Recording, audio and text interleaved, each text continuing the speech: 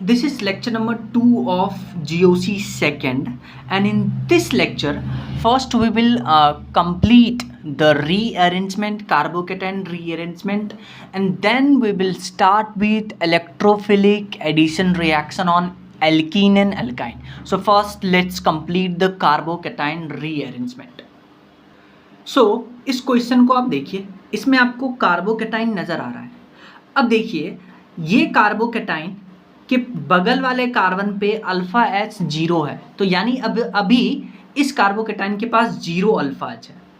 अब हम क्या कर सकते हैं, कार्बोकेटाइन की स्टेबिलिटी को बढ़ाने के लिए या तो हम मिथाइल शिफ्ट कर सकते हैं 1 to मिथाइल शिफ्ट, या हम 1 to इथाइल शिफ्ट कर सकते हैं। ठीक है, अच्छा पहले आप क्या करिए 1 to मिथाइल शिफ्ट करिए। उसका क्या मतलब है कि आप कार्बोकेटाइन को यहाँ से यहाँ लेके आइए और मिथाइल को यहाँ से यहाँ लेके जाइए।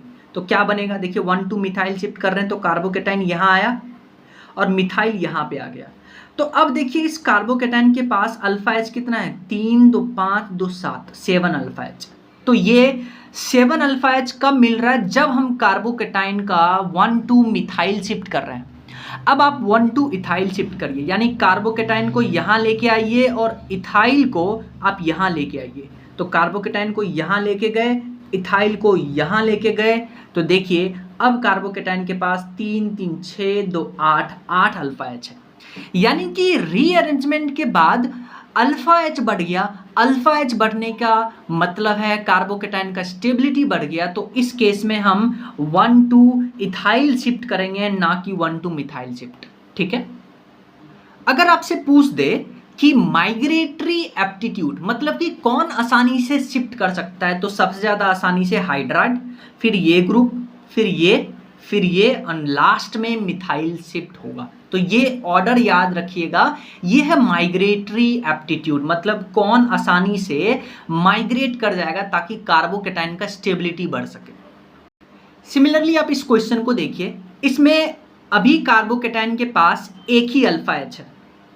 अभी कार्बोकेटाइन के पास एक ही अल्फा एच है, कार्बोकेटाइन के बगल वाले कार्बन पे एक ही अल्फा एच है। अब हम क्या करते हैं, कार्बोकेटाइन की स्टेबिलिटी को बढ़ाने के लिए या तो देखिए आप मिथाइल शिफ्ट कर सकते हैं या आप हाइड्राइड शिफ्ट कर सकते हैं।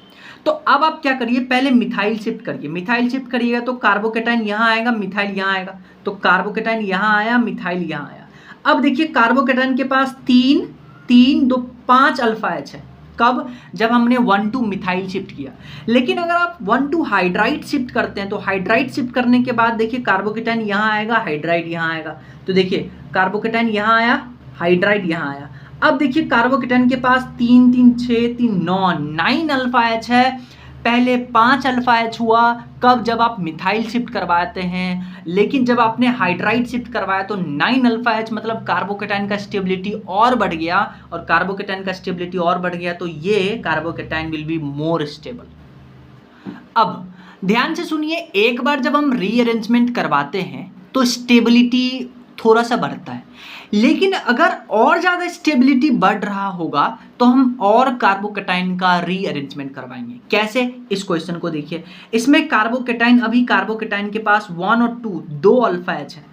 आप क्या करिए, यहाँ पे पहला 1 to हाइड्राइड शिफ्ट करवाइए। तो कार्बोकेटाइन यहाँ पे आएगा और हाइड्रोजन यहाँ पे आया। अब देखिए यहाँ कार्बोकेटाइन के पास 3 और एक 4 अल्फा एच है। तो पहले 2 अल्फा एच था, अब 4 अल्फा एच हुआ, यानी थोड़ा सा स्टेबिलिटी कार्बोकेटाइन का बढ़ा है। फिर हम चेक करेंगे कि क्या और कार्बोकेटाइन स्टेबल हो सकता है। तो देखिए अगर हम यहाँ से वापस से 1 to हाइड्राइड शिफ्ट करवाते हैं तो कार्बोकेटाइन यहाँ आएगा। अब देखिए कार्बोकेटाइन के पास 3 3 6 2 8 अल्फा एच है, पहले 4 था। यानी एक बार और हाइड्राइड शिफ्ट हमने करवाया तो कार्बोकेटाइन का स्टेबिलिटी और बढ़ेगा। तो ध्यान रखिएगा, जब तक कार्बोकेटाइन मोस्ट स्टेबल ना हो जाए तब तक हम रीअरेंजमेंट करवाएंगे। पर ध्यान से सुनिएगा कि जब आप रीअरेंजमेंट करवा रहे होंगे तो थोड़ा सा स्टेबिलिटी बढ़ना चाहिए। लेकिन फॉर एग्जाम्पल मान लीजिए कि कार्बोकेटाइन पहले 2 अल्फा एच था। अब कार्बोकेटाइन को जब आप रीअरेंजमेंट करवाइएगा तो यहाँ पे 2 से कम अल्फा एच हो जाए, फॉर एग्जांपल 1 अल्फा एच हो जाए, तो हम रीअरेंजमेंट नहीं करवाएंगे। कार्बोकेटाइन पहले ऑलरेडी स्टेबल था क्योंकि 2 अल्फा एच है। अगर हम वापस से रीअरेंजमेंट करवाते हैं तो 1 अल्फा एच आ जाएगा, विच मीन्स कार्बोकेटाइन का स्टेबिलिटी घट जाएगा। तो हमेशा याद रखिए कार्बोकेटाइन का स्टेबिलिटी बढ़ना चाहिए हर रीअरेंजमेंट के साथ। जो अभी हमने पॉइंट डिस्कस किया है उसको प्रूव करने के लिए आप ये 2 एग्जाम्पल देखिए। इसमें कार्बोकेटाइन के अभी कार्बोकेटाइन के पास है 2 और एक 3 अल्फा एच। जब आप यहां से हाइड्राइड शिफ्ट करवाइएगा तो कार्बोकेटाइन यहां आएगा। अब कार्बोकेटाइन के पास 3 2 5 2 7 7 अल्फा एच है। पहले 3 था अब 7 हो गया, यानी कार्बोकेटाइन का स्टेबिलिटी बढ़ रहा है। तो हम यहाँ पे 1 2 हाइड्राइड शिफ्ट करवाएंगे। लेकिन आप इस एग्जाम्पल को देखिए, अभी कार्बोकेटाइन के पास 2 और 2 4 अल्फा एच है। लेकिन जब आप इसमें हाइड्राइड शिफ्ट करवाते हैं तो कार्बोकेटाइन यहाँ पे आएगा। जब कार्बोकेटाइन यहाँ पे आया तो अब आप देखिए 1 और 2 3 अल्फा एच है।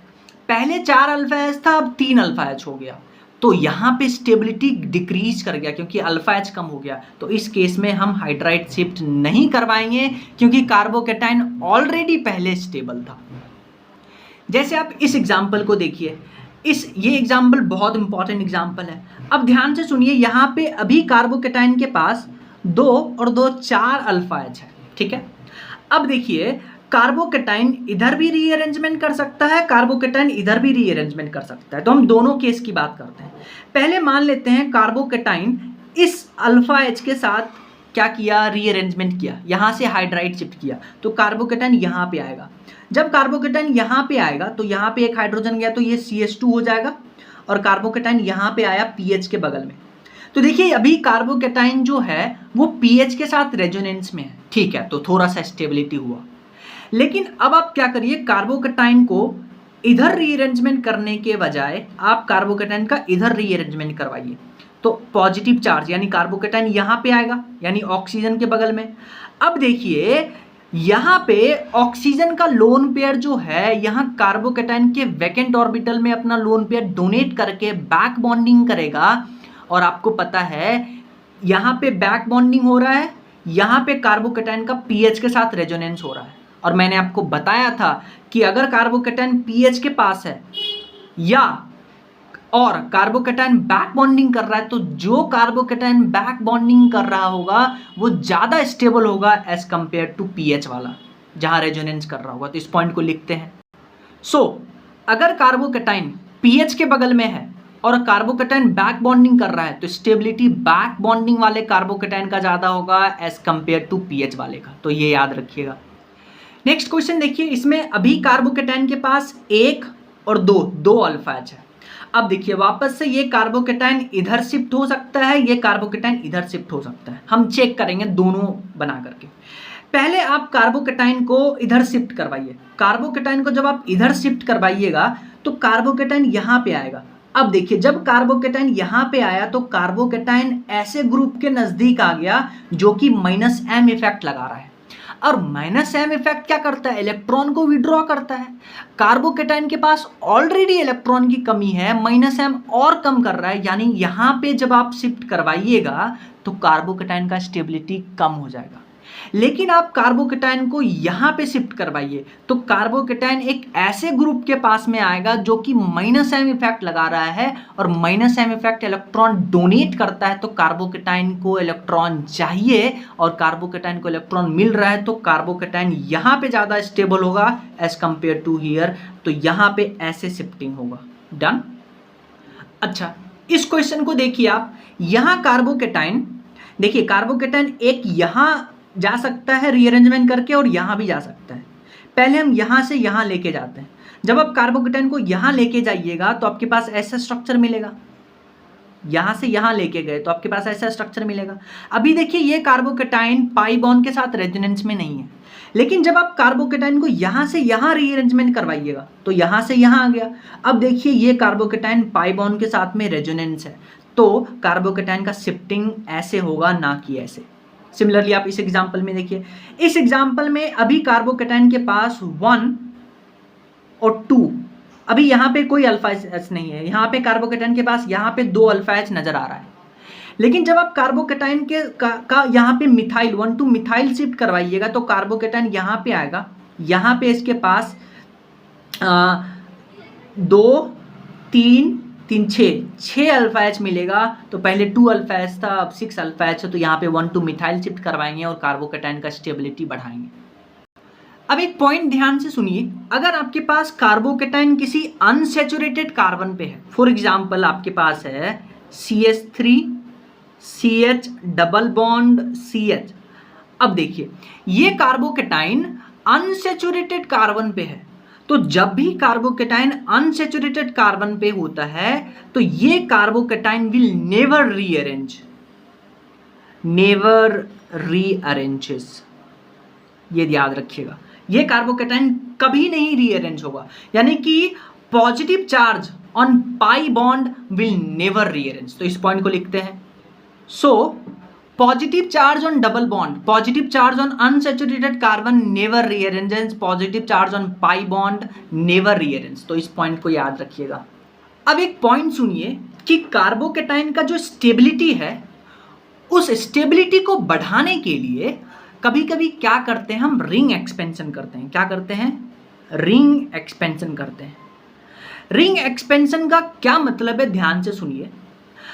मान लीजिए आपके पास 4 कार्बन का रिंग है और 4 कार्बन की रिंग के बाहर कार्बोकेटाइन है, तो अभी कार्बोकेटाइन लेस स्टेबल होगा, लेकिन अगर आप 4 कार्बन को 5 कार्बन में कन्वर्ट कर दीजिएगा तो कार्बोकेटाइन का स्टेबिलिटी बढ़ जाएगा। यानी कि अगर हम बात करते हैं रिंग स्टेबिलिटी की, तो 4 कार्बन से ज़्यादा स्टेबल होगा 5 कार्बन, और 5 कार्बन से ज़्यादा स्टेबल होगा 6 कार्बन रिंग। लेकिन अगर आप 7 कार्बन रिंग बनाते हैं, 7 कार्बन रिंग बनाते हैं, तो 7 कार्बन रिंग, यह है 7 कार्बन रिंग, 7 कार्बन रिंग, ये लेस स्टेबल होगा 6 कार्बन रिंग से। ये हमेशा याद रखिएगा। तो सबसे ज्यादा स्टेबिलिटी होगा 6 कार्बन रिंग का, ठीक है। तो अगर आपको फॉर एग्जांपल मान लेते हैं आपको कहीं ऐसा दिखे, ये कंडीशन दिखे, और फॉर एग्जांपल आपको ये कंडीशन दिखे, इस दोनों कंडीशन को पहले आप ध्यान से देखिए। इसमें कार्बोकेटाइन रिंग के बाहर वाले कार्बन पे है और इसमें कार्बोकेटाइन रिंग पे है। तो जब भी आपको कार्बोकेटाइन रिंग के बाहर वाले कार्बन पे दिखे, इसमें रीअरेंजमेंट, इसमें रिंग एक्सपेंशन करवाना है, इसमें रिंग एक्सपेंशन करवाना है, इसमें रिंग एक्सपेंशन नहीं करवाएंगे। तो ध्यान से सुनिएगा। तो अगर आपको 4 कार्बन मेंबर के बाहर वाले कार्बन पे अगर आपको कार्बोकेटाइन दिखे, तब इसका रिंग एक्सपेंशन करवा करके या तो 5 कार्बन या 6 कार्बन करेंगे तो स्टेबिलिटी बढ़ेगा।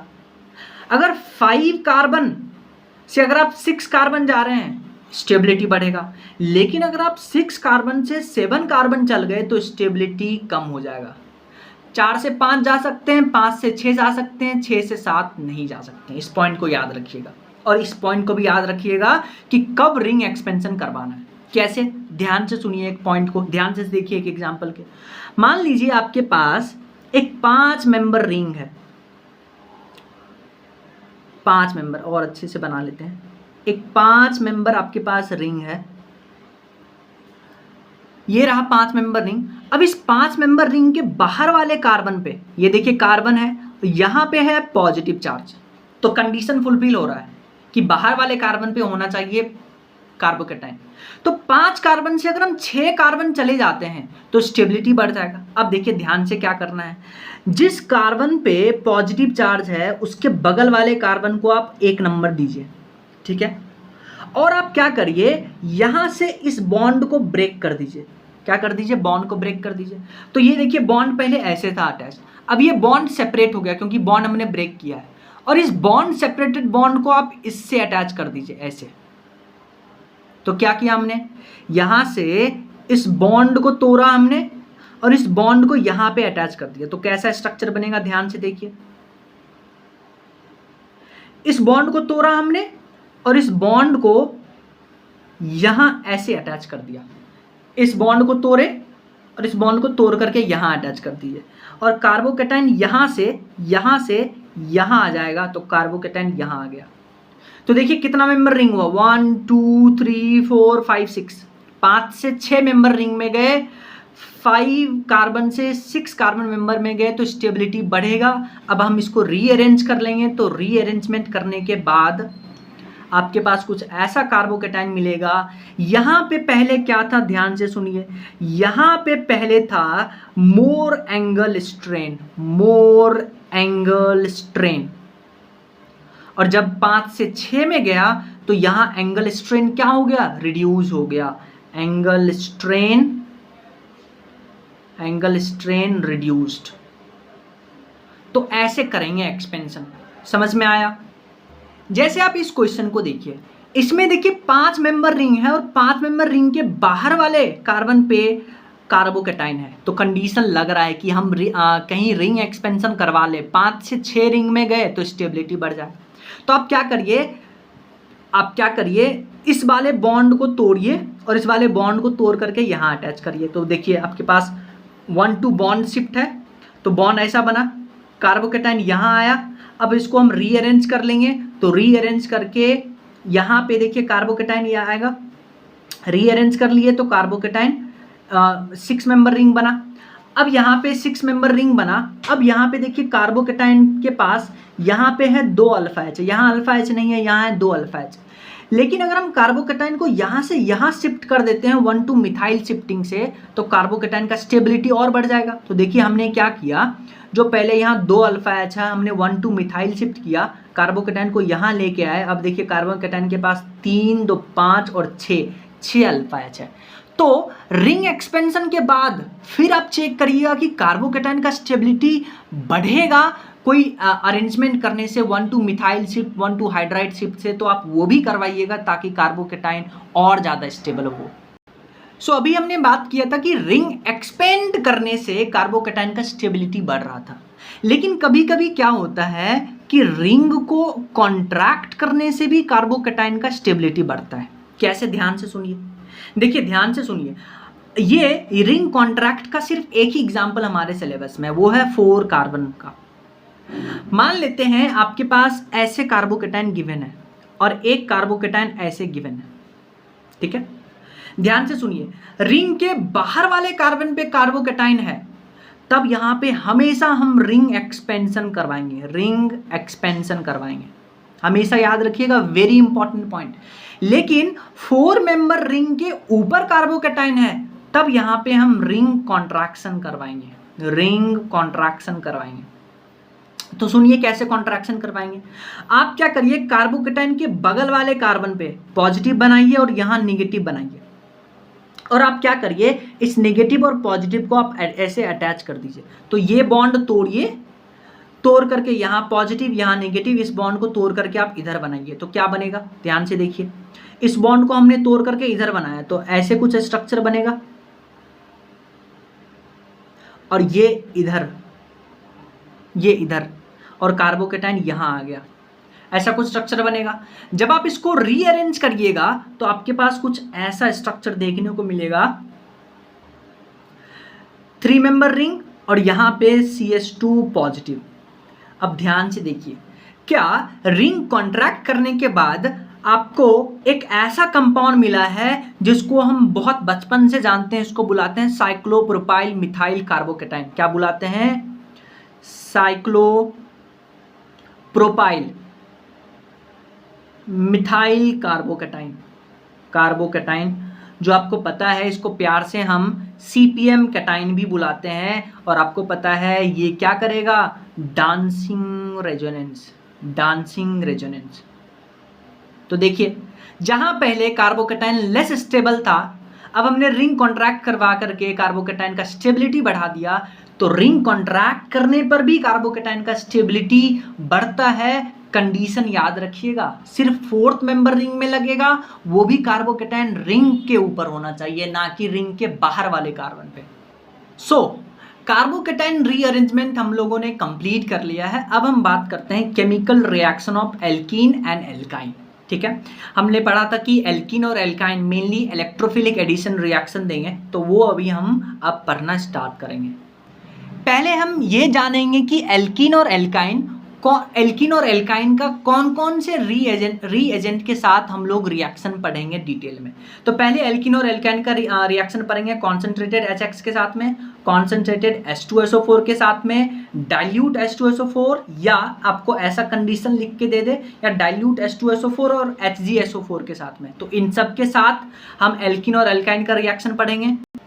फिर हम एल्कीन और एल्काइन का रिएक्शन पढ़ेंगे X2CCl4 के साथ में, X2 वाटर या HOX लिख के दे दे, ICl के साथ में, NOCl के साथ में, NOCl को टिल्डन्स रिएजेंट बुलाते हैं, और फिर CH3COO2 Hg वाटर के साथ में NaBH4 और बेस के प्रेजेंस में, इसको OMDM बुलाते हैं, हम पढ़ेंगे इसको डिटेल में। अगर BH3 टेट्राहाइड्रोफ्यूरन या B2S6 और H2O2 और बेसिक मीडियम लिए तो इसको बुलाते हैं HBO, हाइड्रोबोरेशन ऑक्सीडेशन रिएक्शन। इन सब रिएक्शन को हम एक एक करके डिटेल में पढ़ेंगे। हम स्टार्ट करने जा रहे हैं एल्कीन और एल्काइन का reaction with HX, concentrated HX में हम HCl HBr कुछ भी ले सकते हैं। तो ध्यान से सुनिए, रिएक्शन पढ़ने से पहले हम एक टर्म पढ़ेंगे, स्टीरियो केमिस्ट्री ऑफ रिएक्शन। ध्यान से सुनिए, अभी मान लेते हैं आपके पास, देखिए ये है एल्कीन में अभी यहाँ पे किसी भी कार्बन के पास कि कोई भी कार्बन कायरल सेंटर नहीं है। तो जब आप एक ऐसे रिएक्टेंट का रिएक्शन करवाते हैं जिसके पास कायरल सेंटर नहीं है और प्रोडक्ट में आपको कायरल सेंटर देखने को मिलता है और एक कायरल सेंटर देखने को मिलता है, तो हमारे पास रेसिमिक मिक्सचर का फॉर्मेशन होता है। तो ध्यान से सुनिए, when a reactant that does not have chiral centre undergo an addition reaction and forms a product with one chiral centre, then racemic mixture is formed. कैसे, ध्यान से सुनिएगा। हमने क्या किया है, एल्कीन लिया है, एल्कीन के पास अभी कोई भी कायरल कार्बन नहीं है। अगर हम इसका इलेक्ट्रोफिलिक एडिशन रिएक्शन करवाते हैं HBr के साथ में, तो अब देखिए यहाँ पे बॉन्ड कैसे टूटेगा, किसी भी डायरेक्शन में तोड़ दीजिए, सिमेट्रिकल है। तो हमने बॉन्ड को, पाई बॉन्ड को इधर तोड़ा है, तो इसके ऊपर नेगेटिव चार्ज, इसके ऊपर पॉजिटिव चार्ज। HBr में H के ऊपर पॉजिटिव, Br के ऊपर नेगेटिव, तो H जो है वो यहाँ पे आएगा, Br यहाँ पे आएगा। तो जब आप H को यहाँ पे अटैच करवाते हैं तो CH3 CH2 CH positive CH3। अब आप यहाँ पे देखिए, ये जो कार्बोकेटाइन आपके पास बना है, इस कार्बोकेटाइन का हाइब्रिडाइजेशन sp2 है। कार्बोकेटाइन का हाइब्रिडाइजेशन sp2 होने का मतलब क्या है कि ये कार्बोकेटाइन प्लेनर है। अच्छा, प्लेनर है तो हम इसको क्या करते हैं, एक प्लेन में बनाते हैं। तो इस कार्बोकेटाइन को हमने एक प्लेन में बनाया है। तो ये देखिए कार्बोकेटाइन, ये H, ये CH3, ये C2H5, ये C2H5, ये CH3 हमने यहाँ डिनोट किया है। अब क्या होगा, न्यूक्लियोफाइल का अटैक होगा। अब मान लेते हैं ये प्लेन है जिसमें कार्बोकेटाइन है। देखिए हमने क्या किया है, कार्बोकेटाइन को एक प्लेन में बना लिया, इस प्लेन ऑफ पेपर में। तो अब देखिए इस कार्बोकेटाइन पे हम क्या करवाएंगे, न्यूक्लियोफाइल यानी कि Br नेगेटिव का अटैक करवाएंगे। तो अब देखिए ये Br नेगेटिव या तो इधर से फ्रंट साइड से अटैक कर सकता है या ये Br नेगेटिव बैक साइड से अटैक कर सकता है। एक Br नेगेटिव फ्रंट साइड से, एक Br नेगेटिव बैक साइड से अटैक कर देगा। तो जब आप Br नेगेटिव को फ्रंट अटैक और बैक अटैक करवाइएगा तो आपके पास देखिए दो मॉलिक्यूल देखने को मिलेगा, ये दोनों आपस में मिरर इमेज हैं, तो ये इनैंशियोमर कहलाएंगे और ये रेसिमिक मिक्सचर बनाएंगे। ठीक है, तो यानी कि जो आपके पास प्रोडक्ट बना है कायरल सेंटर, इसके D और L फॉर्म दोनों बन सकते हैं या पॉजिटिव नेगेटिव दोनों बन सकते हैं। तो इसका नाम क्या करिएगा, रेसिमिक मिक्सचर बनाएगा तो DL2, कार्बन नंबर 2 पे ब्रोमीन है तो 2 ब्रोमोब्यूटेन इसका नाम हो गया, और स्टीरियो केमिस्ट्री इसी को बुलाते हैं। तो ध्यान से सुनिएगा, जब भी कार्बोकेटाइन प्लेनर हुआ तो इसके दो प्रोडक्ट बनेंगे, एक D फॉर्म एक L फॉर्म, दोनों आपस में रेसिमिक मिक्सचर इनैंशियोमर बनाएंगे। ठीक है, तो अगर आपसे प्रोडक्ट पूछे तो आप एक प्रोडक्ट नहीं बताइएगा, आप दो प्रोडक्ट यहाँ पे लिखिएगा। ठीक है, हम बात करने जा रहे हैं इलेक्ट्रोफिलिक एडिशन रिएक्शन और केमिकल रिएक्शन ऑफ एल्कीन और एल्काइन। उसमें हम फर्स्ट रिएक्शन पढ़ेंगे, रिएक्शन विथ कॉन्सेंट्रेटेड HX को हम हेलोजन एसिड बुलाते हैं। और ये जो रिएक्शन होगा, सिंस इसमें HX यानी कि हाइड्रोजन और हेलोजन जाके ऐड होंगे पाई बॉन्ड पे, तो हाइड्रोजन और हेलोजन ऐड हो रहे हैं, इसलिए इस रिएक्शन को हाइड्रो हेलोजिनेशन भी बुलाते हैं, ठीक है, और HX को हेलोजन एसिड बुलाते हैं। अब देखिए आपके पास है एक न्यूक्लियोफाइल एल्कीन। अब देखिए एल्कीन में आपको पता है पाई बॉन्ड किधर टूटेगा, वो डिपेंड करता है कि उसके साथ कौन सा ग्रुप अटैच्ड है।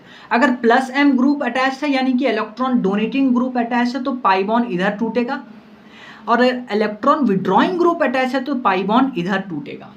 लेकिन यहाँ पे देखिए R है, R इलेक्ट्रॉन विड्रॉ करता है तो हमने पाई बॉन्ड को इधर तोड़ा है, पाई बॉन्ड को इधर तोड़ा है। तो जब हम पाई बॉन्ड को इधर तोड़ेंगे तो यहाँ पॉजिटिव चार्ज बनेगा, और जब पाई बॉन्ड को इधर तोड़ेंगे तो यहाँ नेगेटिव, और HBr में से H+ यहाँ अटैच कर जाएगा, तो आपके पास बनेगा RCH और CH2H, ठीक है। यह है RDS स्लो स्टेप। अब देखिए जो कार्बोकेटाइन बना है, इस कार्बोकेटाइन पे नेगेटिव पार्ट यानी कि Br नेगेटिव आकर के अटैक करेगा, या तो Br नेगेटिव जहां पे हाइड्रोजन अटैच हुआ था उसके साइड में जाकर के अटैच करे, सेम साइड में, या उसके अपोजिट अटैच करेगा। अगर सेम साइड में अटैक किया तो आप देखिए Br और H सेम साइड में, जिसको बुलाते हैं सिन एडिशन, HBr का सिन एडिशन हुआ है। लेकिन अगर Br नेगेटिव ऑपोजिट साइड में अटैक किया तो इसको बुलाते हैं एंटी एडिशन।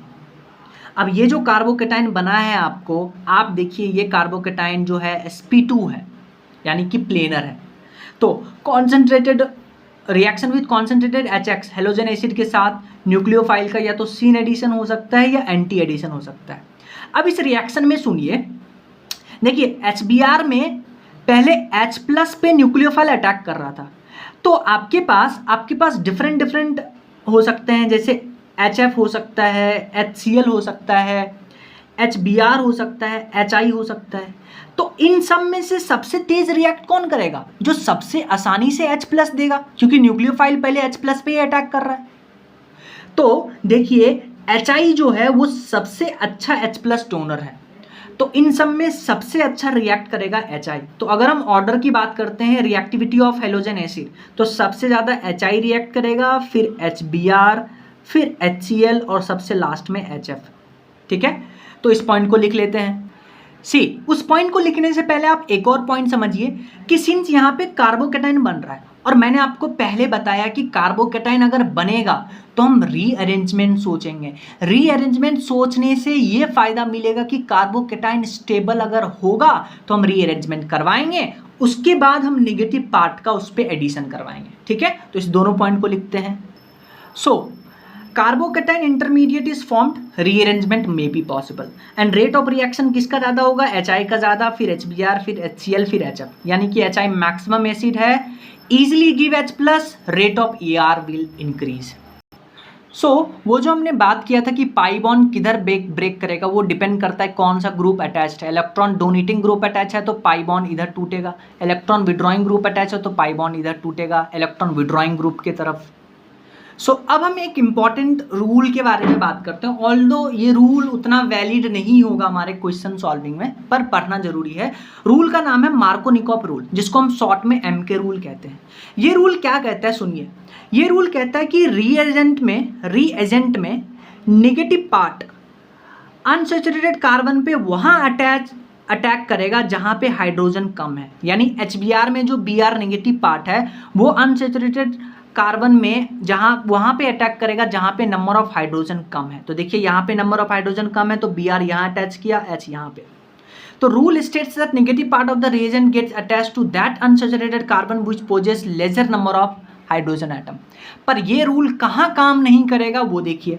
अगर मान लेते हैं आपके पास अनसैचुरेटेड कार्बन के पास दोनों तरफ सेम नंबर ऑफ हाइड्रोजन है, तो यहाँ पे मार्कोनिकॉफ रूल काम नहीं करेगा। Markovnikov rule is not applicable if double bonded carbon atom have same number of hydrogen bond. या वहाँ पे मान लेते हैं ये है कार्बन डबल बॉन्ड कार्बन, यहाँ पे देखिए NO2 ग्रुप अटैच है, ये NO2 ग्रुप -M है, तो ये पाई बॉन्ड किधर टूटेगा? इलेक्ट्रॉन विड्रॉइंग ग्रुप की तरफ, तो यहाँ पे पाई बॉन्ड टूटेगा। तो यहाँ पे देखिए नेगेटिव चार्ज आएगा, और नेगेटिव चार्ज यहाँ पे आएगा, पॉजिटिव चार्ज यहाँ पे आएगा, तो B are negative positive pay attack करेगा। तो देखिए बी आर नेगेटिव यानी कि रीएजेंट में जो नेगेटिव पार्ट है वो वहाँ पे अटैक कर रहा है जहाँ पे हाइड्रोजन ज़्यादा है, तो मार्कोनिकॉफ रूल वैलिड नहीं हुआ।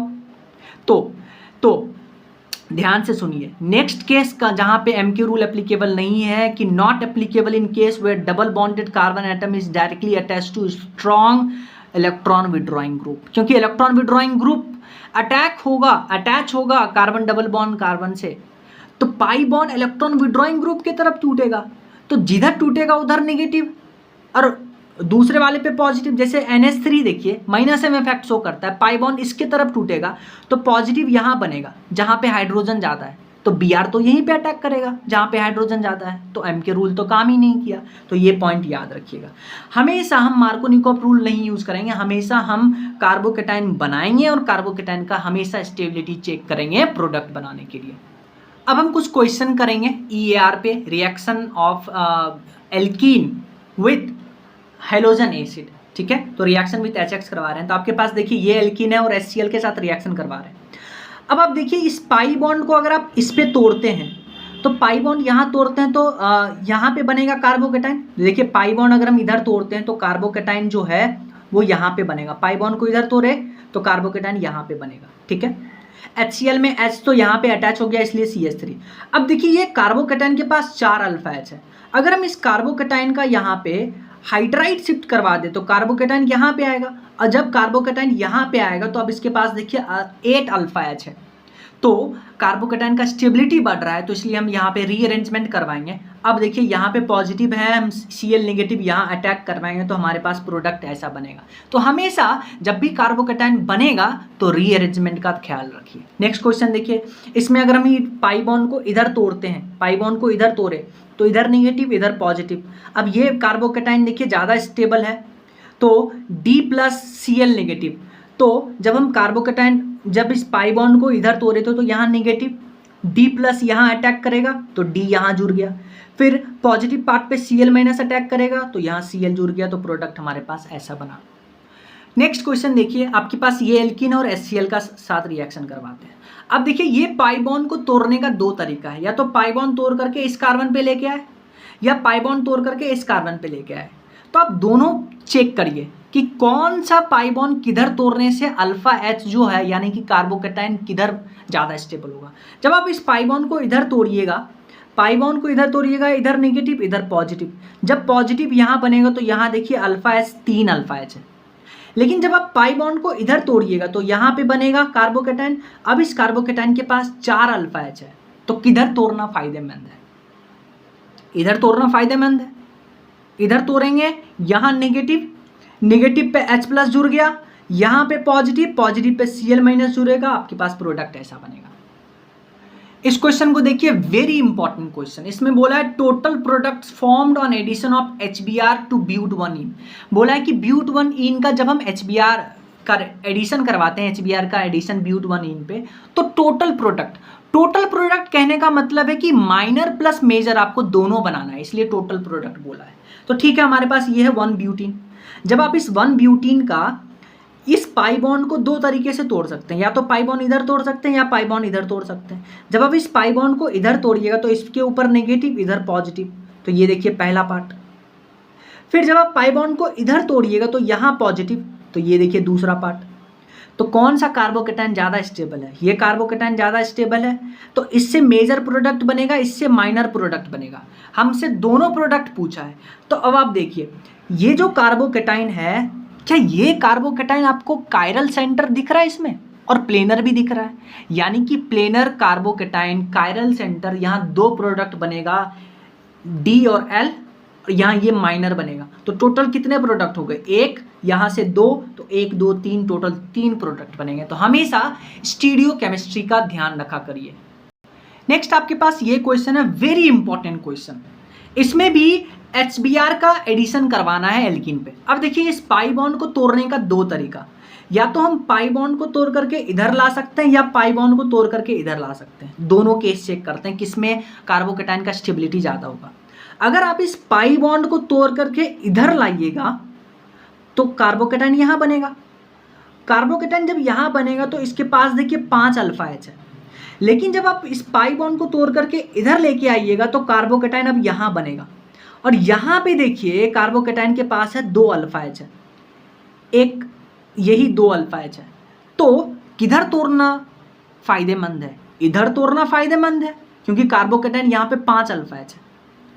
तो यहाँ पे कार्बोकेटाइन यहाँ ऐसे स्टेबल है तो पाई बॉन्ड इधर टूटेगा, और पाई बॉन्ड इधर टूटा तो इसके ऊपर नेगेटिव, यहाँ जुड़ेगा H+, तो यहाँ होगा CH2 बनेगा, और इधर सिंस पॉजिटिव चार्ज आया था तो यहाँ Br जुड़ेगा, तो ये मेजर प्रोडक्ट बनेगा। ठीक है, अगर आपके दिमाग में एक क्वेश्चन चल रहा है कि अगर हम यहाँ पे मिथाइल शिफ्ट करवा ले तो कार्बोकेटाइन के पास 3 3 6 7 अल्फा एच हो जाएगा, पर ध्यान से सोचिए, जब आपको पहले 5 अल्फा एच मिल रहा है, यहाँ पे 2 अल्फा एच मिल रहा है, तो पहले आपको स्टेबिलिटी चेक करना है, बाद में शिफ्टिंग वगैरह तो बाद की बात है। पहले यहीं पे स्टेबल मिल रहा है तो हम क्यों लेस स्टेबल में जाए? तो पहले ये शिफ्टिंग होगा। इस क्वेश्चन को देखिए, ये है आपके पास साइक्लोप्रोपेन। मैंने आपको बताया था कि साइक्लोप्रोपेन में जो है सिग्मा बॉन्ड वो पाई बॉन्ड की तरह बिहेव करता है, तो HBr का यहाँ एडिशन होगा, ये बॉन्ड टूटेगा, H यहाँ जुड़ेगा, Br यहाँ जुड़ेगा, साइक्लोप्रोपेन टूट जाएगा। तो इन cyclopropane sigma bond behaves as pi bond.